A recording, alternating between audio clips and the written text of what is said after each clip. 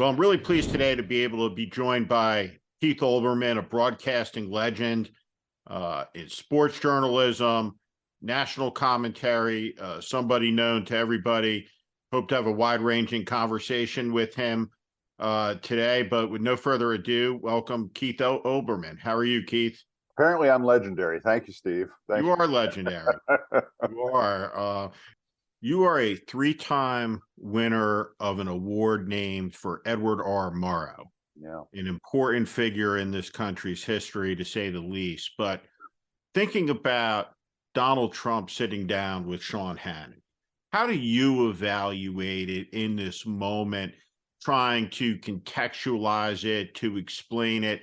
Mm-hmm. I process it from this perspective. We're quite a ways down the river from where we were 8 years ago. Yeah. If I had knocked you in the head in 2016 and you woke up yesterday and you watch that, what is it that we're seeing? Yeah. And importantly, how should it be covered? Because I think we're seeing something very specific that isn't talked about directly. How do you see it? Well, I think you asked what Murrow's reaction would be. I think his reaction would have been, "I told you so." That there was a part of that generation in the 50s that understood, because they had seen something that where television started in particular, and that's what we're talking about. That television, obviously, you can extend it to streaming and online, anything with a camera. This is broadly included in the concept of television. If you've seen the movie Network, the great film about what happens when a newscaster either goes crazy or gets the word of God implanted in his head and begins to almost speak in biblical tongues. It was considered one of the great prophecies, film from about 1976, and it hinged on one thing happening. The news divisions of the television networks used to be sacrosanct in terms of business. If they made some money, that was great. If they lost $30 million a year, that was great. That was the price that the people who ran ABC, CBS, and NBC paid for the right to broadcast Beverly Hillbillies and Captain Kangaroo and the other shows that might not be up to the intellectual level of See It Now or 60 Minutes or anything on the news. And the movie Network hinges on the idea that at some point the networks would say, "This is crazy. We're not going to lose $300 million over 10 years so we can have a reporter standing by at all times at the Vatican. It makes no sense." And the day that they made that decision, then every decision after that would be monetarily based, and they would simply try to get the largest audience. And I know it's kind of difficult to explain to people that there was once television that was based on not getting the largest audience, that you were fulfilling some sort of public service. But the moment that was turned off, this would follow. And the reason these guys who were involved in making that picture understood that was going to happen was that was really the way television began. Edward R. Murrow did two things. He did great broadcasts about the news and documentaries, and he challenged Joseph McCarthy in 1954. And he also did a weekly chat show in which they would put a camera in somebody's house and with meticulous rehearsal move one of these giant, car-sized cameras throughout somebody's home while they all mentioned, things that they had rehearsed as cues for which camera to pick and what they were going to talk about. Totally rehearsed, totally non-journalistic, and yet it was presented as if it were journalism.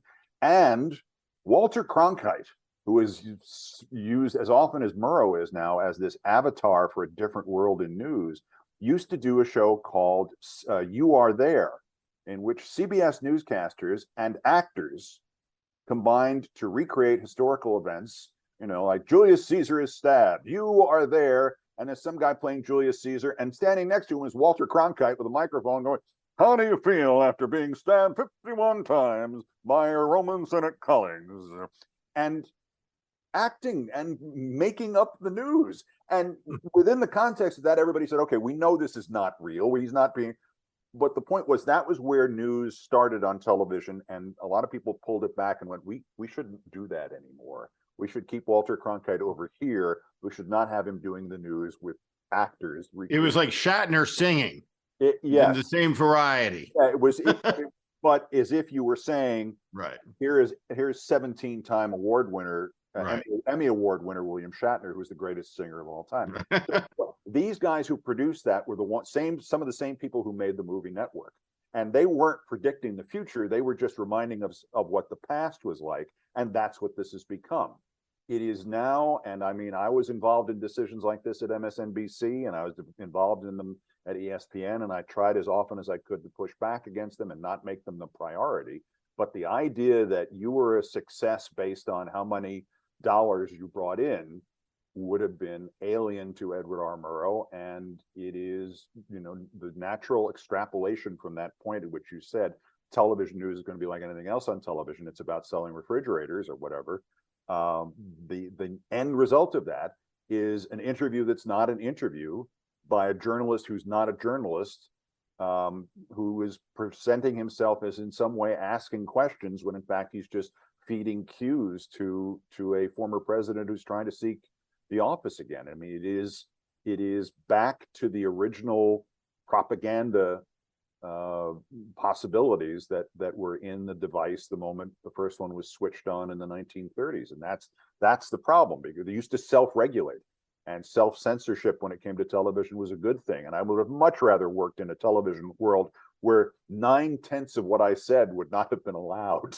Just like you can't say that because now we got to put on some other idiot to say the exact opposite, and that's just gonna, nobody's gonna watch that at all, and we're gonna lose 60 million a year instead of 30 million a year. That was a much better system than what we have now. Do you think that Donald Trump is being covered appropriately in this moment? No, not at all. I think any attempt, and every major news organization, the actual ones, including the ones that position themselves as liberal, or let's say this, they don't fight that designation. Washington Post will say, well, we're not one way or the other. But if you call them, if you said the Washington Post is conservative, there would be 16 op-eds in the Washington Post explaining why they're not conservative. Right. There would not be so many op-eds if you called the Washington Post liberal. They object less to that term. Even then, have had it beaten into their heads for 25 years now by the ghost of Roger Ailes. Fair and balanced, fair and balanced, fair and balanced, until this meaningless catchphrase, which does not represent either truth nor reality, becomes the goal. It's like, well, sure, Trump talked about death and destruction, but here's why that could be a bad thing for Joe Biden. And there is, in every article, there is some contextualization that these news organizations have trained generations of reporters and editors to look for as a kind of fig leaf for whatever it is they want to say, rather than just saying, okay, every time in American history that journalism has actually contributed to something that saved the country, helped the country grow, organized and unified the country in time of war. Any time that this has happened in any form of journalism, any medium whatsoever, there's always been some realization that there are two different things at play. There are facts, and then there is truth, and these are two different things entirely. And the desire to go for facts instead of truth is the problem with Trump. Trump says whatever. That's a fact. He said it. Is it true? Probably not. If you say just the one thing and you do not say the other, you have failed. And 99% of the people covering Trump and every other politician fails to do that second part, which is, to me, a capital offense within journalism. You should not be allowed to be a journalist if you do not see the difference between a bunch of facts and truth, because facts is stenography. He said it. Well, it's true that he said it. The New York Post operates on this. Insiders say, and then they'll have somebody say a quote. The quote has been said, probably by somebody to whom they have read the quote. And therefore, it is a fact that someone said the quote about what's going on at CNN, what's going on at the New York Daily News, what's going on at the Los Angeles Times, what's going on in Broadway, whatever it is. They have created the quote. Somebody has read it aloud. Therefore, insiders have said. That doesn't make it true. It just means it's a fact. Now you've talked about every type of consideration that you can think of that goes into that story to try to justify, well, he didn't mean that, except for one possibility, which is never in any of the stories, which is taking him literally. Maybe he means what he says. Yeah. Why is it that there seems to be a reluctance to say that he's calling for political violence in the United States? Well, it's difficult for me to address that other than theoretically, because I always say that. I always point that out. As do I. And I think it's as clear as day without hyperbole. Yeah. The problem is this is the other situation that is inherited from the good old days, particularly of television journalism, but I think it's true generally of Washington and political reporters in every field. It seems to me they only understand about 3 or 4 templates for stories. If it has never happened before, it can never happen. You know, I used to say, well, again, particularly with Trump, I had a long sit down when I was still talking to him with Chuck Todd. We had dinner in 2016, and I explained to him what was going on in the Trump campaign, because it was clear to me he didn't get it, and what the appeal was and what those words meant. And he was just the condescension and the, well, that would be treason, wouldn't it? This kind of just sort of laughing me out of the room attempt was really indicative of my point. The Washington reporters are trained to recognize a couple of stories and nothing else.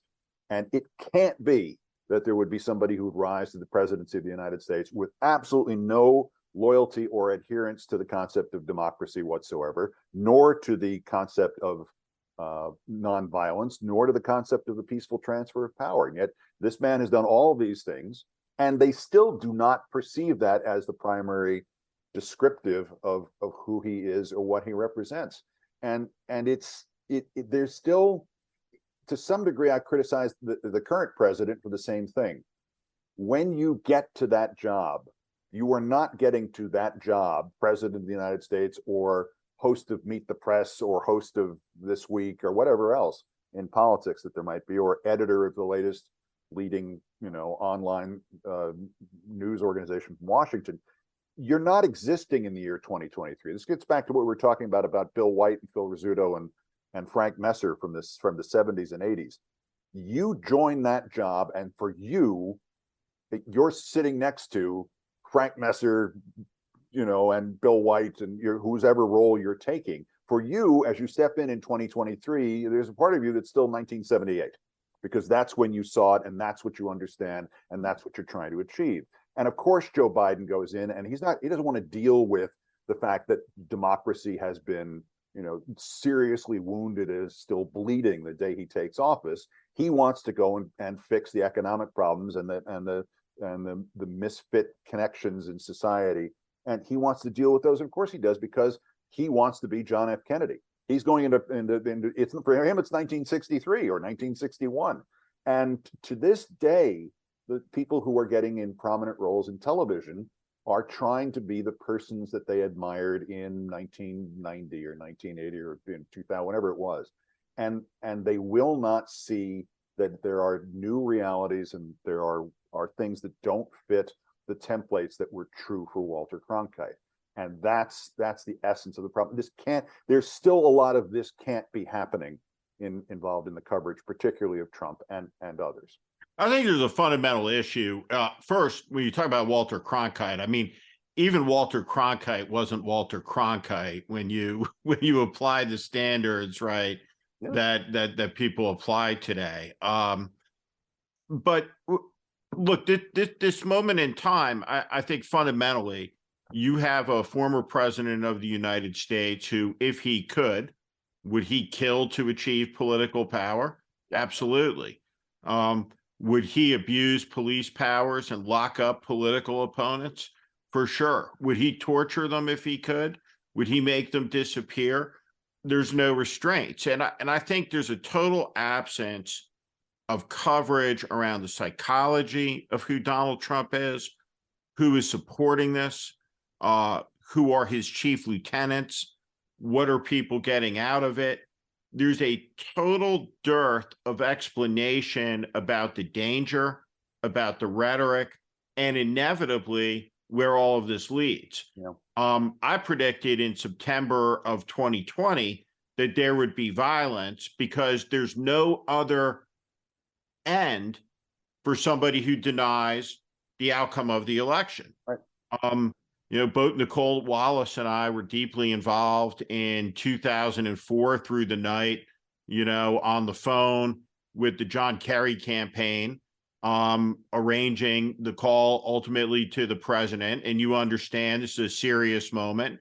And I'm the person who placed the phone call from John McCain to Barack Obama. Right. And you have an appreciation that you're playing this small role in the continuity of the peaceful transition of power that's gone on uninterrupted in the country since 1797 through Great Depression, through Civil War. This is how it works. And that be upended because of this man's ego and then metastasize to where it has gotten to, that we have pushing on the ceiling of a critical mass of people that have a total indifference to the continuity of our fundamental way of life. That is our birthright and has been given to all of us through immeasurable and profound sacrifice. It's quite a thing to behold at a cosmic level, but secondarily at a fact level that nobody seems to be able to extrapolate, and to say that we just had an event where 6 people are killed in a school by another AR-15, former president of the United States stewing grievance over here, violence over here. I very much believe the fuse is lit and we have a predictable event ahead, which is some act of political violence, whether it be small to medium or catastrophic in total numbers. But people will sit on television sets and they will openly wonder, how could there have been an act of political violence triggered by an adherent of somebody who then all of a sudden denies that, in fact, they were inciting political violence? It's a remarkable level of almost societal or television gaslighting. I don't know what to call it even. Well, How should we think about it? Well, I'll go back to what I said and expand upon it a little bit. Everybody who steps in front of a camera or sits down to write something that is going to be read by a lot of people on these topics is to some degree doing 1,000 impersonations. And somebody said, well, you're the original and novel sportscaster. I went, no, I'm not. Everything that I have done has been done by somebody previously. I'm just doing it in a different recipe with different combinations. And I think this is reminiscent, because even in saying that, it wasn't original. James Thurber said something like that in 1927. And he was just explaining all the writers that he had read from the 1880s onwards, from whom he stole something. And there's a positive to that, which is the redesigning the recipe makes for new broadcasters, writers, whatever, reporters, as every generation goes through the American experience. But the problem with it is that, again, you are doing impressions of people who lived in a world in which none of what you just said was true.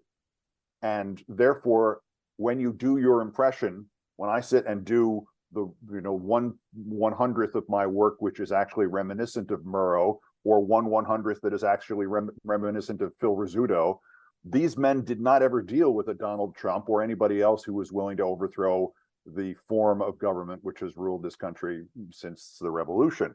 And therefore, you have to make that part up for yourself. And I don't know how many people covering the news are capable of making that up for themselves. And you like to think that putting all the components, all the wisdom together is going to be enough to let somebody respond to an entirely new situation in American history, and yet it clearly isn't. And I think people are often in a bubble of their own education. What I benefited from was being in sports where there's a final score, and that's it. And there is a final. It is not a 60-12 NFL final score means the team with 60 points not only won, but won huge. And there's no debate about that. And in politics, you can argue all you want and say, well, it's a moral victory here and it's this, that, and the other thing.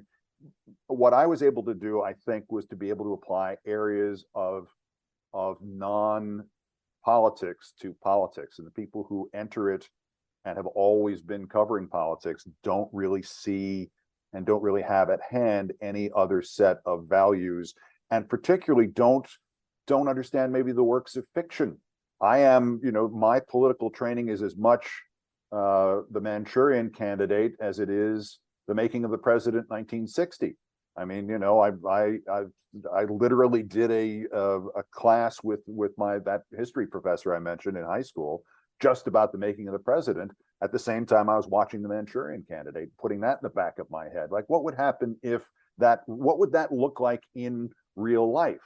And I have to say this, since you mentioned it, I wrote an email to the new chairman of NBC in January of 2020, predicting what January of 2021 would look like. And it was, 4 options, none of which were Trump loses and leaves.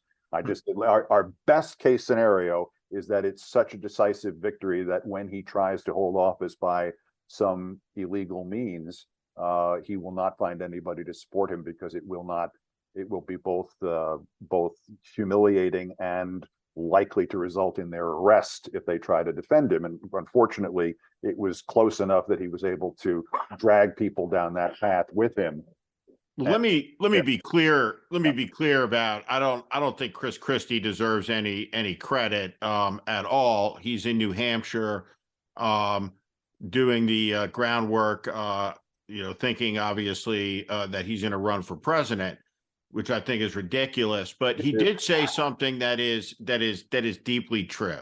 Yeah. And it's this. He just said, like, this isn't going to end well. Yeah. Right. This is going to end as a disaster. And that just struck me. And just that of course, that's true. Right. Trump's not going to have a quiet end wherever this goes. I'd bet a lot of money on that. So my question is, how does this end? Do you think he makes it through and is the nominee of the party again, of the Republican Party? Again, I would love to delude myself and give you a flat no to that, because that's actually, not only is that the best case scenario for the Republican Party and the nation, but it actually is a double positive, because I have no doubt that if he doesn't get the Republican nomination, he will run in some way for some period of time. He might drop out, but he'll run as a third party candidate, because he cannot allow himself to lose. To lose is to admit you are not God on earth, which is at the heart of what he believes, what they've all believed. What all the tyrants and would-be tyrants have believed is that they are one of, the most generous interpretation is they're one of a series of superhuman people. Pol Pot, Hitler, Huey Long, a couple of sports people whose names I'll leave out of it, who had the same attitude towards things. They cannot, for him to admit to himself that he lost and to acknowledge it publicly, I really think he would then melt like the witch in the Wizard of Oz, and I almost mean that literally. Now there's no way around it.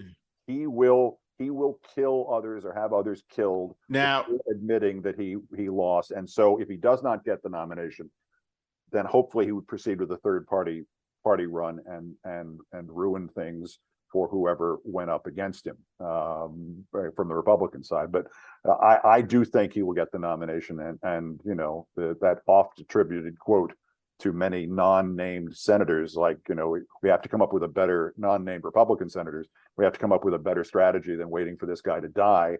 I don't know what the better strategy is. One of the great flaws in my career is that I traditionally was the person who wound up having the conversation about the craziest stuff, right? We're in that moment where you just kind of look to the right, you look to the left, and someone better say something here. And what I'm astonished by with Donald Trump is that nobody looked at him and to the right, to the left, and said, "You fucking lost. Yeah. You lost. Yeah. You lost." More people voted for the other guy. Well, and that there's not anybody, right, that would do that. And in the whole of the party, one in a two-party system, less than 5 people yeah. in an elected office, in federal office, it is remarkable, very dangerous, and doesn't portend well, I suspect, for 2024, particularly when you look at DeSantis. To me, and beyond, he looks like a double-A quarterback from college. He's just not a pro ball player at the end of the day. Yeah, I think that's becoming rapidly evident, and he goes on the Howard Dean pile. Many admirable, or at least notable, qualities, but they do not apply whatsoever to. I mean, it's not just a double-A quarterback; it's a double-A quarterback playing basketball. I mean, that's how far away from it he is. Those are not skills designed for the national stage. The problem ultimately is this. I used this analogy on the podcast the other day. I am, through marriage and adoption, a distant cousin of Mike Tyson. Mike Tyson's father, almost literally, he did adopt him, was the trainer Cus D'Amato. Mm-hmm. And Cus D'Amato's niece, Geraldine, was my Aunt Jerry. She married my uncle. Okay. So when I mentioned this once to Mike Tyson, his eyes lit up and he went, "Cousin." And it was, and we are, whatever, eighth cousins. Donald Trump came into Mike Tyson's life after Cus D'Amato died. And one of the great accomplishments Cus D'Amato had was to keep Mike Tyson, the boxer, on his meds, except for the 2 weeks before he would fight. And he'd take him off his meds gradually and wean him very carefully, and then let him loose in the ring. And then after he knocked the guy out in a minute 12, the first thing he would do would be like, "Open your mouth, Mike." And then the pill would go right in the mouth, and they'd gear him back down where he was fit for society. And after Cus died, Tyson and Don King, this is almost. But Tyson was then approached by Don King and Donald Trump. And Don King said, "You deserve more money." And Trump said, "Why are you taking these pills that make you so sad and depressed and interrupt your sleep? You're the champ. You can do whatever you want."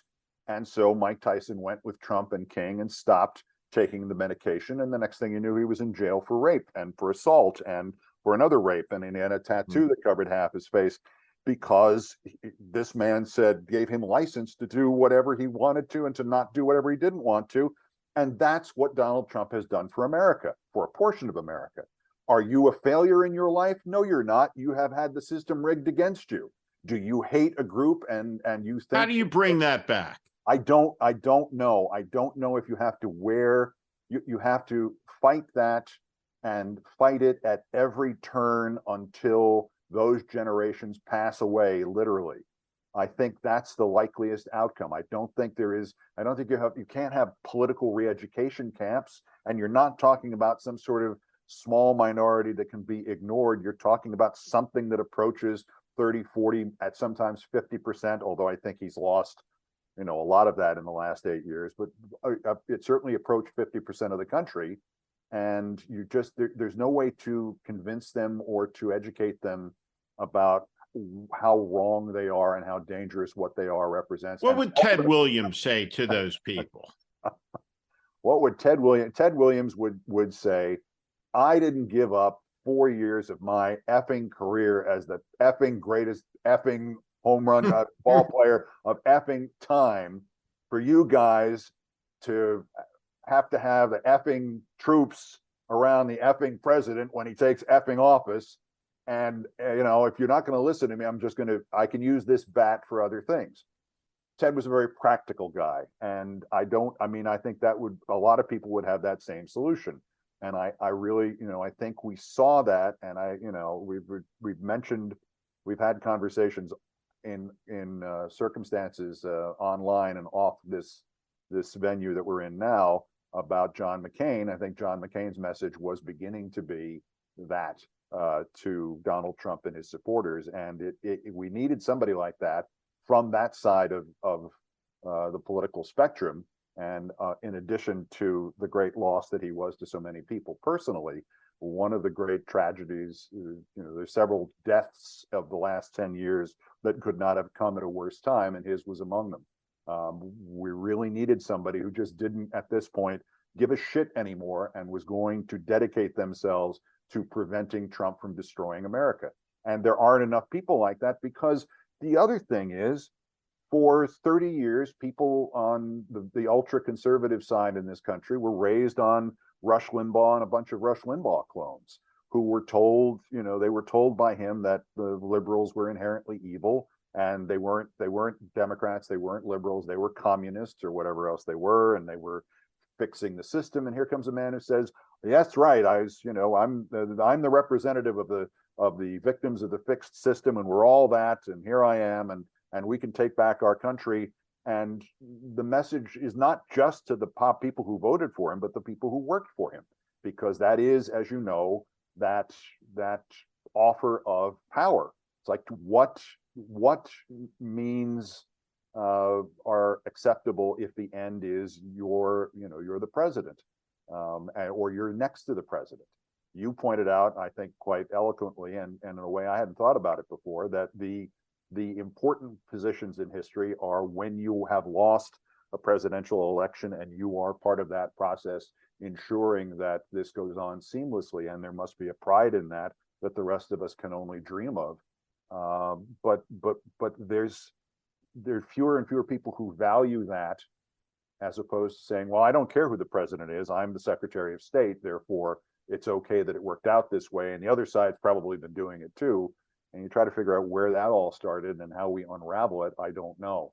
I really don't. I don't know what the solution is, other than generations of us and many generations to follow will have to be vigilant at all times going forward against these people, because the inclination will be, here is a way we can be powerful without having to be virtuous, and we can be powerful without having to have the most votes, and we can be powerful without having to have any accountability for any crimes. And as long as that option is there, lots of people will take it in any field of life. And with the amount of money and power that government now affords the victors, it's that temptation is going to be there constantly. Speaking of John McCain, I was in Vietnam last week and in Hanoi, and in Vietnam, it's one of the youngest countries by mean age in the world. It's the first generation that was born after 1980 that has been born in peace in 1,000 years. And to be in Vietnam and swimming with my 17-year-old son in the South China Sea, literally looking at the spot where the Marines came ashore in 1965. The country was lied to by a generation of politicians around a war that I'm convinced would not have been fought had John Kennedy lived. That we live with the repercussions of it today. But the deep warmth of the Vietnamese people towards Bill Clinton, John Kerry, and John McCain, two of the three in different political parties. Right. They were on different sides of the peace movement, played different roles in that time, but their ability to come together created the modern era of Vietnam, which is one of the fastest economic growth rates in the world, a key strategic ally against China in the South China Sea. And I'm swimming with my son. He goes to me, he goes, "What's out there in the ocean?" I said, "Well, that's the Paracel Islands out over the horizon, and the Chinese, and the Vietnamese, and the Taiwanese, and the Filipinos all claim it." Right. So we're at a flashpoint in this beautiful spot. But while I was there, went out to My Lai, the village where the massacre took place, and spent some time with some of the survivors of that. Welcome into their homes, very modest places, wood structures next to the homes with a cow there, some vegetables in the garden. One man had lost a leg, had lost an arm, had been severely wounded. And the thing that they talked about when you're sitting there as an American, they wondered why William Calley never came back so he could be forgiven.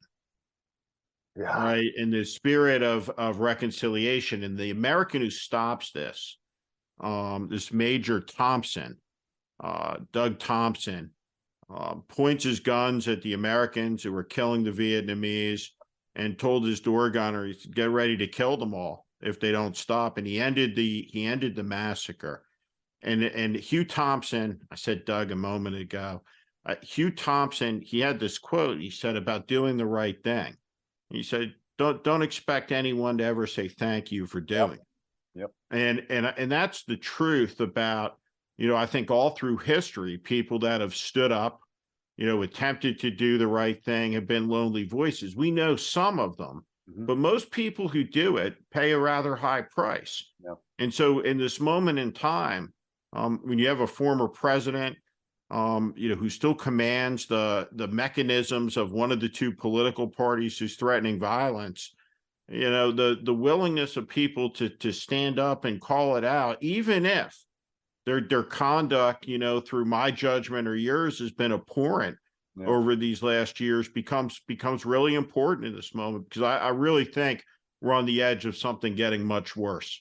Well, I mean, bluntly, with anything in life, if you don't like what somebody else is doing, there are two choices. One is they can keep doing it, or the other one is they can stop doing it.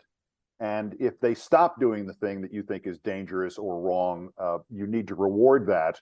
And if they keep doing it, you need to not reward that. So if there's somebody close to Trump who turned around and, said, well, here's whatever else Michael Cohen has or has not done, he was one of the people who turned around. The history of Watergate is always worth studying. My dear friend John Dean did not have his epiphany where he unraveled the entirety of the cover-up solely because he knew it was the right thing. He also did it to avoid prison. He had mixed motives. That's okay. That's still what he did, still made him a hero, because if those tapes had not shown up, he might have been totally ruined for life. But he did do the right thing, whatever the cost was and whatever the motivations were. And you're absolutely right in this circumstance. But just as we have political reporters who do not have the imagination to see things that have not happened before, if none of us, and most of us even in politics, but none of reporters were prepared for this world of Trump ignoring every guardrail and every righteous thing in American history, we also don't have any template for the person who stops that within the Republican Party or the conservative movement or MAGA or whatever, just stops and says, this is insanity, and I am in a position to throw this thing totally off course, the way Dean threw Richard Nixon off course, the way various people threw Joe McCarthy off course. They don't really have a template. There's nobody to in whose footsteps you are walking to do what is necessary at this point. And I worry that it won't happen, because again, on the other side of it is that temptation in which not doing the right thing brings you the better reward. Here's the other thing I wanted to ask you about, and it's this Rubicon that I feel like we have crossed, and it concerns Fox News, and it concerns the magnitude of the misconduct. And this is what I think is historic about it. I can't think of another instance when the misconduct has been discovered, it's clear, it's irrefutable, and the response has been, go fuck yourself. We're gonna keep doing it. Yeah. Right? They're not stopping. And I'm scratching my head thinking, when has that ever been the case? Right? That's been the response. The arrogance was appalling. And I say that in the context of, for example, Bill O'Reilly, right, who you famously feuded with. But compared to what you have now, I mean, we're talking about the good old days. Seriously. Right? I mean, it's that I cannot think, not Father Coughlin, right, not the America First movement of the 1930s that has been caught as directly as clearly as premeditatedly lying for a specific seditious purpose, aimed like a poisoned dagger at the democratic heart of the country. I can't think of another example that's worse or more corrupt. Can you? Well, not in a media sense, I think, and this will sound ridiculous, but to some degree, it's the Confederacy is comparable to Fox News, or within the context of it happened here, the 9/11 plotters are at that level too. And I've always, I mean, I said this early on, and people were appalled at the thought that Rupert Murdoch had done more damage to this country than Osama bin Laden had, and there was no question about that. There's no question about it, because whatever the personal damage and the deaths, and I had a person in 3 of the 4 planes and each of the towers, so it was a personal thing for me too. But there was no change in America that resulted from that, no true change, as opposed to the change in America that has been wrought by Rupert Murdoch. And I think you're right that in terms of history, we don't have precedents. And I'll go back and hit this over the head one more time. The problem with that is that people then don't know who to emulate, and do not know which moment of history to try to recreate, and do not know whose footsteps to walk in, and are asked to do things that had not been done before. And instead of going back and saying, the founding fathers, to whom we attribute such wisdom and whose words so many people, particularly on the conservative side, want to, lock in bronze and never change one word of, even though the entire world has changed 1,000 times since then. Which they would have appreciated and spoke directly to. But they were doing things that had not been done before, and there were few role models for them, and they had to show not just the courage of going against what existed at the time, but going against the history of almost all of how people were governed. And we're in a similar situation now, and with media expanding, and with AI now coming into this conversation about what you can, what words you can literally put in somebody else's mouth. Hi, I'm Bill Clinton. Please watch Fox News. I mean, that extra added nightmare to the extant nightmares keeps me up at night too. But I just, my warnings about Fox News were always thought to be some sort of, bid for ratings. And I mean, there was a infamous meeting in 2009 in which the chairman of General Electric, GE, wanted to take MSNBC off the air, because in response to my criticisms of Fox News and O'Reilly went after GE and its chairman, Jeff Immelt, claiming that GE was building parts for IEDs in Iraq, which was literally true. Some of the IEDs in Iraq used 1954 GE television tubes that were bought in secondhand stores in Baghdad or Tehran. And so it was not actionable. You could literally say, oh, GE made these parts. And it turned out that Jeff Immelt's mother was a Bill O'Reilly viewer. And so she would see this, and she called him and said, why are you building bombs to kill Americans? And his response was to take MSNBC off the air if anything further happened to him. That was where we were in 2009, because even the concept that our, I think, righteous criticism of Fox News was making this man $100 million in profit every year was not enough for him to stand up and say, Mom, shut up. Or as I suggested to him, how old is your mother? And he went to her, she's 92. And I said, so she's not a big, powerful woman? And he went, no. I said, well, why don't you just send a couple of GE employees over to the house and yank the cable out of the wall? Taking a little something out of the page of how they dealt with Martha Mitchell and her phone calls. Well, just get the phone out of the goddamn wall. That'll stop it, at least for the rest of today. And he looked at me like I was insane. I said, is that any crazier than taking MSNBC off the air because you don't like what somebody said about you in Fox News? You want some advice on how to beat Fox News? I've been doing it pretty well. Let me give you a couple of pieces of advice. But that's the danger of it, is that there are resources available, and there always have been, to stop entities like Fox News. We're seeing this now with the Dominion lawsuit, is that courage and a little cash can go a long way against people who have in fact not been challenged in this way throughout their history. Nobody, literally the people who complained about Fox News in the 90s and the 2000s were, me and a bunch of people on Air America and, what's his name, David Brock and Media Matters, and then some comedians, and that was it. And if we'd all had money behind us, I mean, hell, if we had money behind us now, we could take them down pretty quickly, I think. Certainly with the damage that Dominion has done to them. So I have sadness and hope at the same time, which is that if money and the sort of knife fight quality that is available to a lot of conservatives were somehow applied to liberals and Democrats, it might be a much more fair fight. But the sad truth is that the Republican and conservative politicians have always been better at the political combat than the Democrats have been, and therefore we're in the situation we're in now with both the Trump and Fox News and everybody to the right of Fox News as well. Right. Last two questions for you. You've got to tell me the don't watch Olbermann story. I will. All right. I'm going to tell you this. I'm going to tell you this story.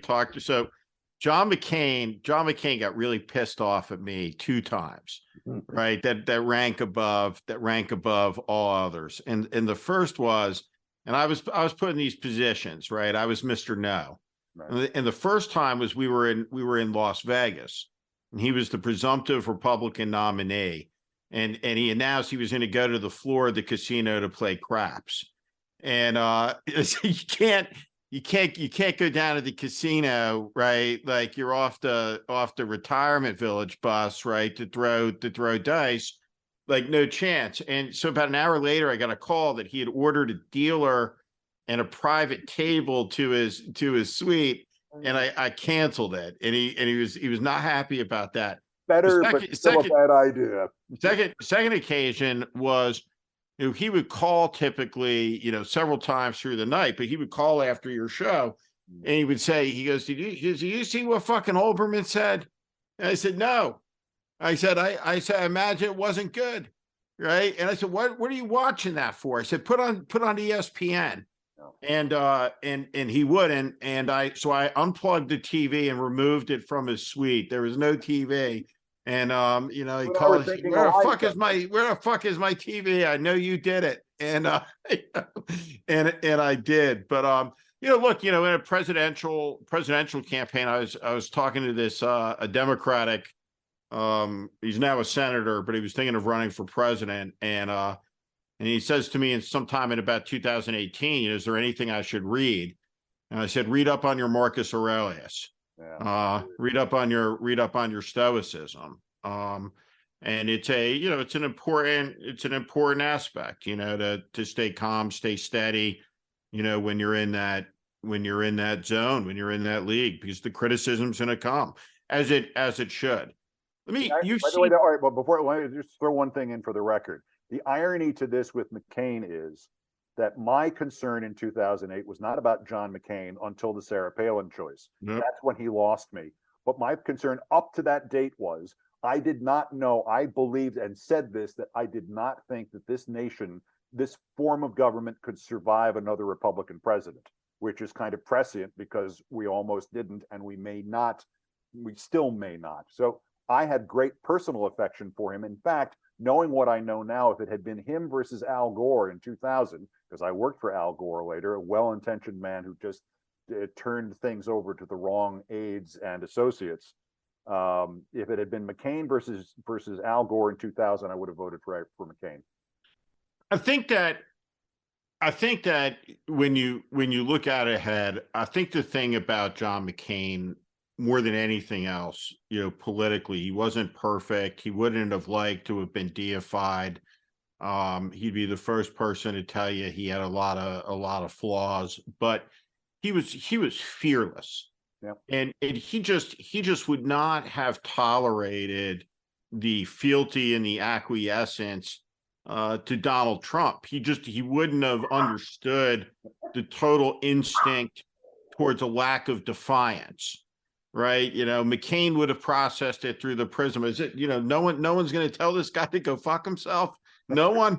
I guess it's me. Yeah. And it's extraordinary when you think about the amount of attention, the amount of time, that Donald Trump is consumed of the nation, right? Since 2015, as somebody who grew up in the tri-state area, that, Donald Trump, could be the president of the United States, that after having lived through the Trump presidency, he could be the nominee again.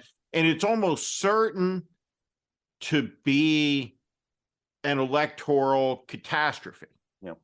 Should Donald Trump be the Republican nominee.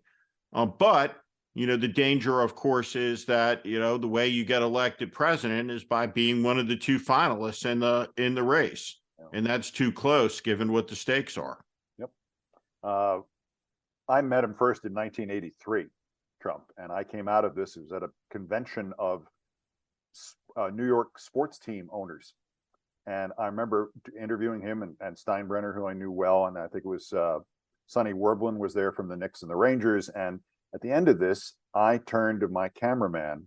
I'm 24 years old and having interviewed this man. And I just turned to my cameraman and went, pointing at Trump. I said, what the fuck is wrong with this guy? And you sit back and you go, do you want to go back in time for one moment? I would go back and lean in on myself and go, follow up on that thought.